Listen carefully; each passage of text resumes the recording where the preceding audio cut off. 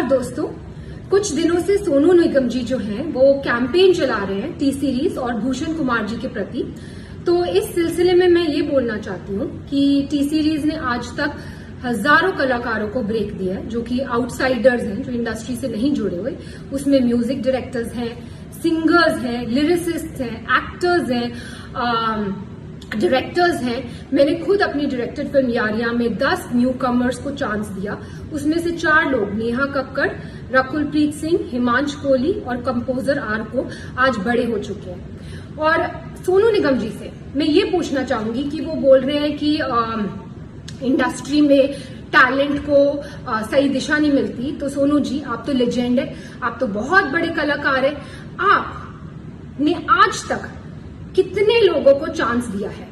आप तो बहुत बड़े लेजेंड है, आप तो कहीं से भी लोग, आपके पास तो कितने लोग आते होंगे कि सोनू जी हमारी मदद कर दीजिए, मेरे बेटे की मदद कर दीजिए, मेरी बच्ची की मदद कर दीजिए, हमें मिलवा दीजिए टी सीरीज में, हमें चांस दिलवा दीजिए। आप तो आज तक टी सीरीज में नहीं आए कि इसको चांस दे दो, इसको मैं, ये बहुत बड़ा टैलेंट है, इसको आप चांस दीजिए। आपने तो कभी किसी को चांस दिलवाने की बात नहीं की। आपने ना ही कोई टैलेंट आज तक इंडस्ट्री में इंट्रोड्यूस किया। तो एक बात मैं आपको बता दूं सोनू निगम जी कि सोशल मीडिया पे कैमरे के पीछे छुप के बोलना बहुत आसान है, पर आपने खुद ग्राउंड लेवल पे कितने टैलेंट को आगे बढ़ाया? किसी को भी नहीं। अपने सिवा, अपने आप को छोड़ के आपने किसी भी टैलेंट को इंडस्ट्री में चांस नहीं दिया। और आज आप हम पर ब्लेम कर रहे हैं कि हम लोगों को चांस नहीं देते, जबकि 97% लोग जो कि टी सीरीज में काम कर रहे हैं आज की डेट में, आप देख लीजिए, वो आउटसाइडर्स है, वो इंडस्ट्री किड्स नहीं है, उनका इंडस्ट्री से कोई भी लेना देना नहीं है। फिर भी हम उनको नए टैलेंट को ढूंढ रहे हैं और उनको चांस दे रहे हैं।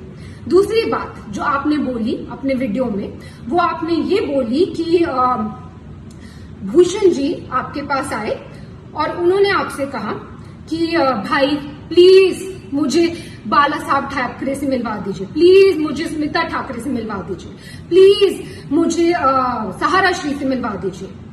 मैं आप सबको ये बताना चाहती हूँ कि सोनू निगम जी खुद 5 रुपए में दिल्ली की रामलीला में गाना गाते थे। वहां से इनको स्पॉट किया गुलशन कुमार जी ने। उन्होंने इनका टैलेंट पहचाना, इनको टिकट्स दी फ्लाइट की, इनको बॉम्बे बुलाया और इनसे कहा गया कि बेटा मैं तुझे बहुत बड़ा कलाकार बनाऊंगा। आप बताइए सोनू निगम जी, आपसे ये बात कही गई कि नहीं कही गई कि आपको बहुत बड़ा कलाकार बनाएंगे? कही गई। और गुलशन जी ने आपकी इतनी एल्बम्स की, इतनी फिल्म्स की, आपको इतना इतना इतना ऊंचे मुकाम पे पहुंचाया। पर आपने क्या किया ये मैं अभी बताती हूँ। उससे पहले मैं अपने कुक शेरू को बुलाना चाहूंगी। ये शेरू है और ये शेरू मैं तुमसे पूछना चाहती हूँ कि तुम कहाँ से हो? हाँ जी, मैं मधुबनी बिहार से हूँ। और तुम कितने साल से टी सीरीज में हो? मैं 1988 से मैं टी सीरीज में हूँ जी। तो तुम मुझे क्या बता रहे थे सोनू निगम जी? सोनू निगम जी के बारे में मुझे मालूम है बेटा। मैं जब आप लोग नहीं थे तभी गुलशन जी ने इनको दिल्ली से बम्बई लाए थे। मैं गुलशन जी के साथ ही उस टाइम में था, भूषण जी भी नहीं थे उस टाइम में। मैं गुलशन जी के साथ, मैं और वो लोग बम्बई में रहते थे। सोनू निगम जी आए थे, उनके पास वो ऐसे छोटी स्कूटी होती है ना, उस भी आते थे। हमने हमारे ऑफिस में वो रिसेप्शन में बैठे रहते, कितना भी साहब आते थे तो उनसे मतलब मुलाकात करने, कभी कोहली जी से, कभी मुकेश वगैरह, उनसे बातें करते रहते थे। घंटों घंटों लाइन में बैठे, मतलब वो उनसे बातें करना। फिर धीरे धीरे साहब आते, फिर साहब ने उनको बोला था कि मैं मतलब काम कराना है उनके साथ। काम कुछ बहुत दिन के बाद साहब ने, 2-4 महीने के बाद साहब ने उसको भी आगे काम दिया। बहुत सारे एल्बम बनाए, बहुत फिर फिल्मों में चांस दिया, बेवफा सनम वगैरह बहुत हिट हुए उस टाइम में। तो उनका बहुत बड़ा नाम बन गया। बहुत बड़ा नाम हो गया। मतलब जब से मतलब ये जो भी है आज, ये जो भी है सब गुलशन जी की वजह से ही है मेरे हिसाब में। हाँ जी। सोनू जी की आप जानते होंगे ये हमारे घर के कुक है और 88 से ये हमारे घर में।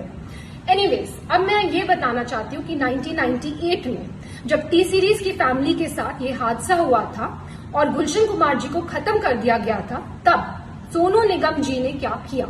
तो सोनू निगम ने सोचा कि अब तो टी सीरीज का क्या होगा, टी सीरीज का तो कोई करता धरता है नहीं।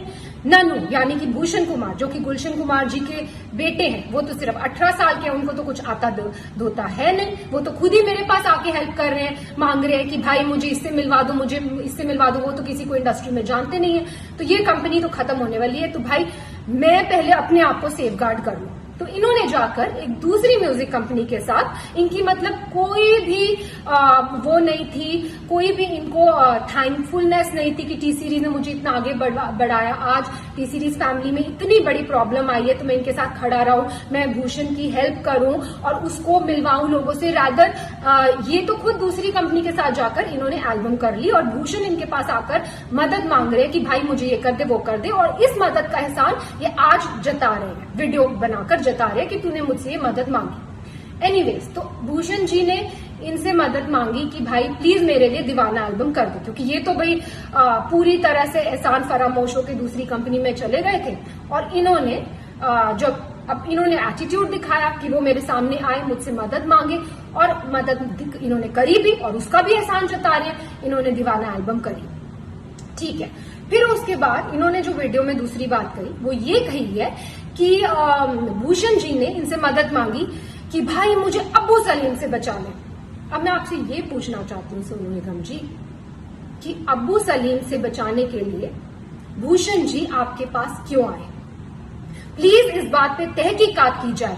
क्या सोनू जी के रिश्ते थे अब्बू सलीम से?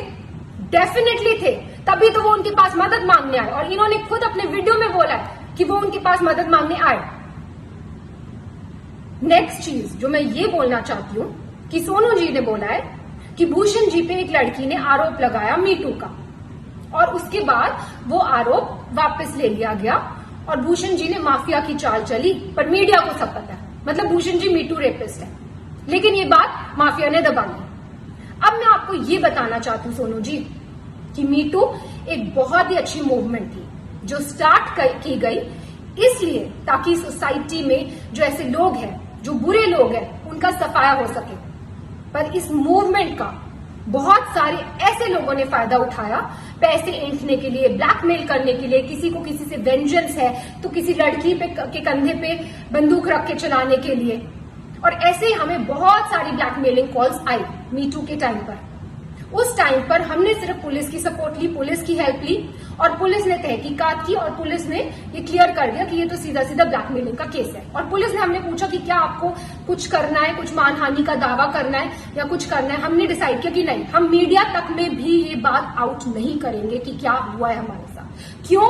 क्योंकि हम खुद किसी लड़की को डाउन क्यों करें, हम किसी लड़की को क्यों उसको इस तरह भरे बाजार में उसकी इज्जत उतारें। लेकिन उसका ऐसे बहुत सारे केसेस आए हमारे पास, और उसका फायदा आप जैसे लोग उठाते। और कई लड़कियों ने एडमिट भी किया कि कई लोगों ने जो सच्चे दुश्मन है इंडस्ट्री में, उन्होंने वो पीछे थे इस मिली भगत के, लेकिन देखिए आप आज भी इसका फायदा उठा रहे। मैं पूछना चाहती हूँ सोनू निगम जी, क्या है मीटू मूवमेंट? मैं लगा दूं आप पे मीटू, तो मैं लगा दूं आप पे मीटू, बोल दो आप मीटू रेपिस्ट है, हो जाएंगे आप मीटू रेपिस्ट। तो प्लीज सोच समझ के वीडियो बनाया कीजिए, क्योंकि आपने धमकाया वीडियो में कि आप उस लड़की का वीडियो आउट कर देंगे। बेशक कीजिए, पर नेक्स्ट टाइम कोई भी वीडियो आउट करना हो, याद रखिए प्रूफ के साथ कीजिए। बिना प्रूफ के मीटू मूवमेंट का कोई मतलब ही नहीं है। और कोई भी अगर बिना प्रूफ की कोई इल्जाम लगाता है, क्योंकि जब से आपने ही अपना वीडियो ऑन किया है तब से वापस हमारे पास ब्लैकमेलिंग कॉल शुरू हो गए, वापस कई लड़कियां उठ गई हैं कि हमें तो सोनू निगम जी से इंस्पिरेशन मिल गई है, हमें आप हमें काम दो, या तो हमें आप पैसा दो, नहीं तो हम आप पर ये कर देंगे। सिर्फ ये लड़कियां ही क्यों, बहुत सारे सिंगर्स और खड़े हुए हैं, वो कर रहे हैं, वो ऐसे ब्लैकमेल कर रहे हैं। मुझे ये वीडियो बिल्कुल भी नहीं बनाना था सोनू निगम जी, और भूषण जी ने तो मुझे स्पेशली बोला था कि हमें चुप रहना, हमें चुप्पी साधे रखनी है, लेकिन आपने अभी भी अपनी कैंपेन बंद नहीं की। आज भी हम कोशिश करते हैं टी सीरीज से कि 80% लोग 100% लोगों को चांस दे, पर कई बार लोगों को काम नहीं मिल पाता बिकॉज सो मेनी रीजंस। किसी म्यूजिक डायरेक्टर, कोई धुन में कोई कलाकार जाता है, कोई धुन में कोई कलाकार जाता है। 80% लोगों को तो काम मिल रहा है ना मार्केट में, जो 20% को लोगों को काम नहीं मिल रहा वो कोई भी शुरू हो जाएगा, कोई भी किसी पे भी आरोप लगा सकता है। तो ऐसा माहौल है। और आपने जब अपना वीडियो ऑन किया तो मैं आपको बता दूं कि मेरे साथ क्या हुआ। मेरे हस्बैंड के against death threats, social media पे डेथ थ्रेट्स, मेरे लिए रेप थ्रेट्स, और मेरे बच्चे के लिए थ्रेट्स। मैं क्यों सहूं ये सब, मैं क्यों सहूं अपने बच्चे के लिए थ्रेट्स? और अभी भी आपकी कैंपेन बंद नहीं हुई है, अभी भी आपकी कैंपेन जारी है। आप इतने सारे सिंगर्स को अभी भी इकट्ठा कर रहे हैं और उनको एक गठबंधन बना रहे हैं और उनको बहका कर जिनको काम नहीं मिल रहा फॉर वट एवर रीजन, उनको काम इस बात में लगा रहे हैं, इस पब्लिसिटी लेने के ये मुद्दे में लगा रहे हैं कि उनके आपके साथ मिल जाए और टी सीरीज को हम कैसे खत्म कर दें, भूषण कुमार को हम कैसे खत्म कर दें। एक बात मैं आपसे कहना चाहूंगी सोनू निगम जी, आप किस टाइप की हैं ये तो आपकी बीवी ने क्लियर कर दिया था। उन्होंने खुद आप पे, आपको याद है, आपकी बीवी ने खुद आप पे इल्जाम लगाए हैं। प्लीज याद कीजिए उन इल्जामों को, आपने पब्लिकली जो आपकी बीवी ने आप पे इल्जाम लगाए थे और फिर आप दूसरों पे इल्जाम लगाइए। और मैं बिल्कुल, जैसे कि मैंने कहा, मैं बिल्कुल इस हक में नहीं थी कि मैं ये वीडियो बनाऊं, लेकिन इतनी मैं कश्मकश में हूं, क्या करूं, बनाऊं ना बनाऊं, ये सच्चाई लाऊं कि नहीं लाऊं। फिर मुझे फाइनली गीता से मुझे मेरा आंसर मिला। गीता में जब अर्जुन भगवान कृष्ण से पूछते हैं कि मुझे ये युद्ध नहीं लड़ना है, ये युद्ध लड़के किसका फायदा होगा, तो भगवान कृष्ण अर्जुन को समझाते हैं कि एक योद्धा के लिए धर्म से बढ़कर युद्ध लड़ने के अलावा और कोई बड़ी चीज नहीं है।